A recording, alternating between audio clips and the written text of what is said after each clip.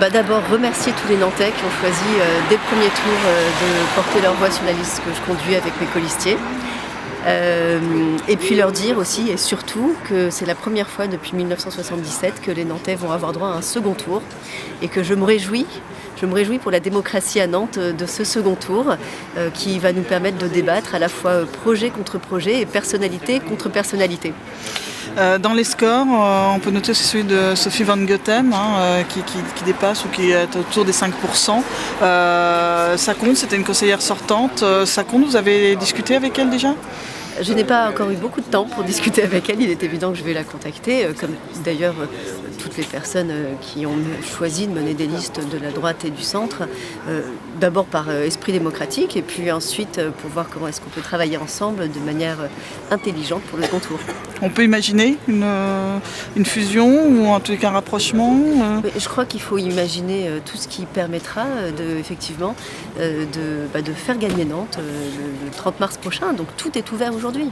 Vous avez une dizaine de points d'écart avec Johanna Roland. Qu'est-ce qu'il va falloir faire cette semaine? Sur quoi ça peut porter pour réduire cet écart et l'emporter? D'abord rassembler tous les Nantais, qui ont envie que les choses changent à Nantes. Vous ne l'avez pas fait au premier tour? Et puis on a commencé à le faire au premier tour, mais comme vous le savez, il y avait d'autres listes de la droite et du centre, bien que nous avions effectivement initié un premier rassemblement large de différentes formations politiques. Et puis je crois surtout être cohérent, être clair dans notre projet. Je crois que les Nantais ne veulent pas de cuisine électorale, je crois que les Nantais ne veulent pas de tambouille politicienne. Et nous allons leur proposer un projet cohérent, un projet clair pour défendre des valeurs et des convictions pour Nantes. Un mot sur le score de l'écologiste Pascal Chiron, qui est quasiment à 15%.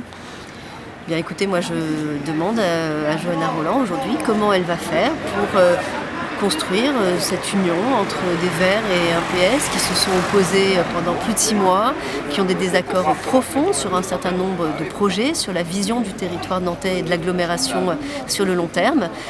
Donc voilà, aujourd'hui je crois que les Nantais ne comprendraient pas une union comme celle-là, qui ne serait que le fruit d'une cuisine électorale, parce que la soupe peut être bonne, mais pas en tout cas le fruit de véritables convictions au service des Nantais.